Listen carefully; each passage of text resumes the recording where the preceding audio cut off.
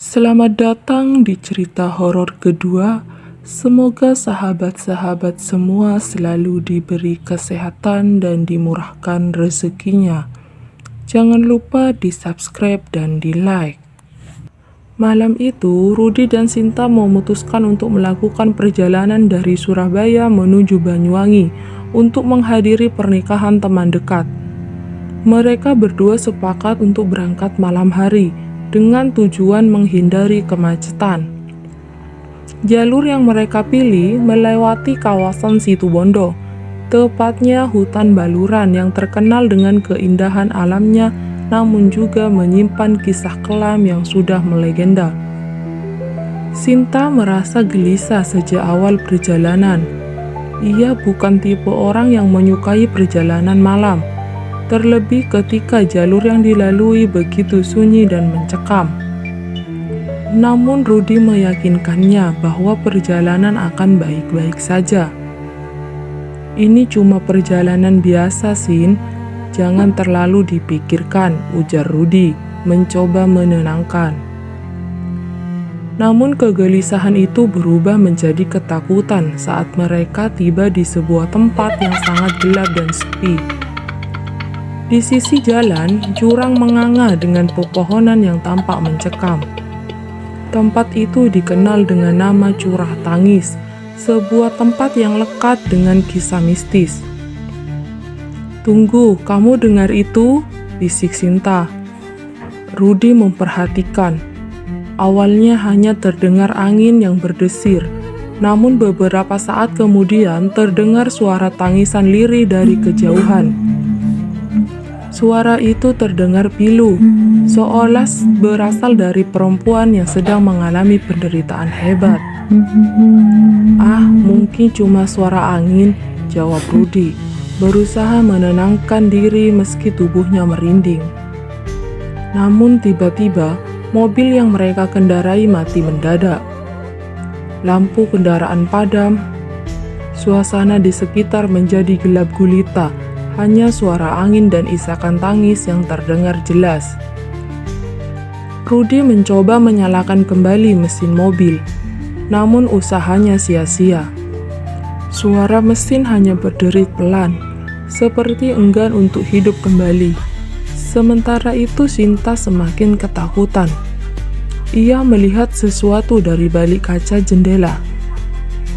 "Sumpah, aku melihat seseorang berdiri di sana," bisiknya, menunjuk ke arah pepohonan di tepi jurang. Rudi menoleh cepat, namun tak melihat apa-apa selain kegelapan yang pekat. "Apa kamu yakin?" tanyanya ragu. Sinta mengangguk. "Aku tidak salah lihat. Dia berdiri di sana, menangis, wajahnya penuh luka." Suara tangisan semakin dekat, seolah-olah seseorang berjalan mendekat ke arah mereka. Lalu terdengar ketukan di kaca mobil, pelan namun jelas. Rudi menoleh cepat, namun di sana tidak ada apa-apa. Ketukan itu kembali terdengar, kali ini dari sisi yang lain. Rudi mulai panik, mencoba menyalakan mobil lagi. Dan entah bagaimana, mesin mobil tiba-tiba hidup.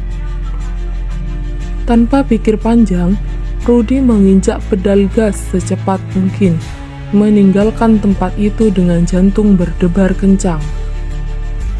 Namun, ketika mereka menengok ke spion, terlihat bayangan sesosok perempuan dengan pakaian compang-camping berdiri di tepi jalan. Wajahnya tidak jelas, namun dari posturnya tampak seolah ia memandang kepergian mereka dengan tatapan pilu.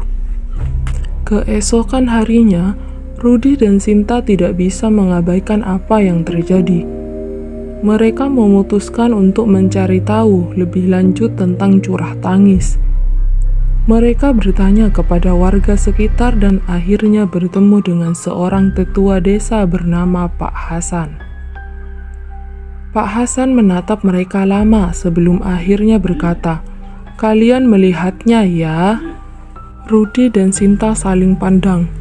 "Melihat siapa, Pak?" tanya Rudi. Wanita itu, arwah yang terperangkap di curah tangis. Pak Hasan mulai bercerita.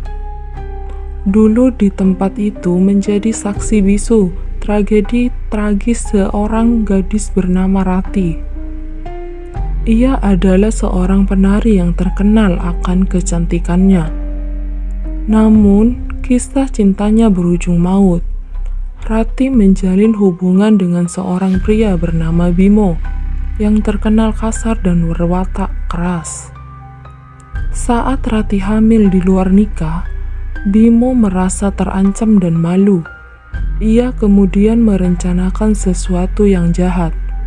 Ia mengajak Rati ke tepi hutan Baluran, berjanji akan menikahinya di tempat saklar di sana.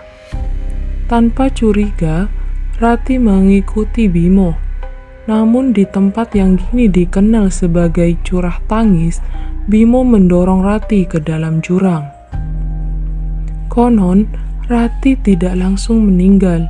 Ia masih hidup selama beberapa jam di dasar jurang yang penuh batu tajam, menjerit dan menangis minta tolong. Namun tak ada seorang pun yang mendengar atau menolongnya. Ia meninggal dengan penuh kesakitan, suaranya seolah terjebak di tempat itu, terus menangis sepanjang masa.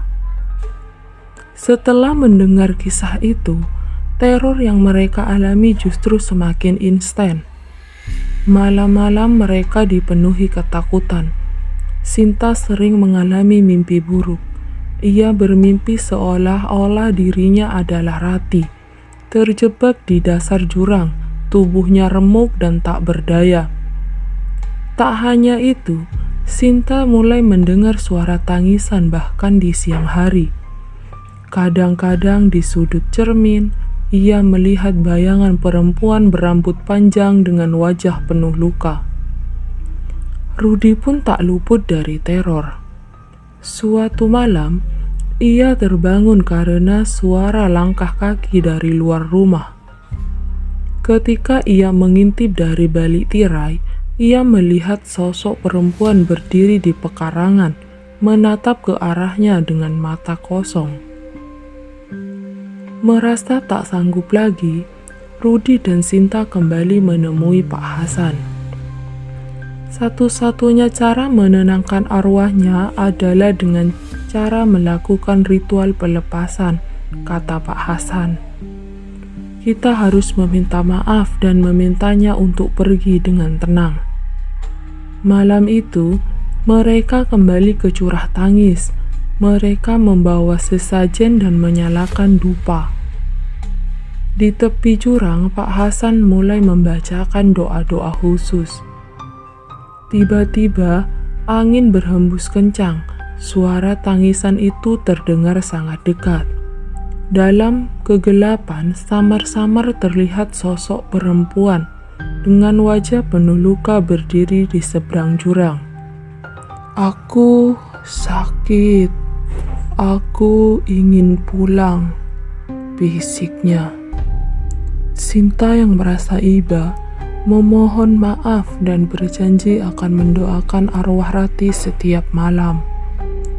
Dengan perlahan, sosok itu menghilang dalam kabut tipis, dan suara tangisan itu pun perlahan mereda. Sejak malam itu, teror yang mereka alami berhenti. Namun, Sinta dan Rudi tidak pernah melupakan kejadian itu. Setiap malam, mereka selalu menyalakan lilin dan berdoa untuk Rati, memohon agar arwahnya benar-benar mendapatkan ketenangan. Namun, kabar dari warga sekitar menyatakan bahwa arwah Rati belum sepenuhnya pergi. Beberapa kendaraan malam masih mendengar suara tangisan lirih ketika melewati curah tangis. Dan bagi mereka yang berani berhenti di sana, konon akan melihat sosok perempuan berdiri di tepi jurang, menatap dengan mata kosong seolah meminta pertolongan yang tak kunjung datang. Karena di curah tangis Jeritan abadi itu masih terdengar, menunggu saat di mana penderitaan itu benar-benar berakhir. Sekian kisah kali ini. Agar tidak ketinggalan kisah seram selanjutnya, jangan lupa di subscribe dan di like channel ini. Terima kasih.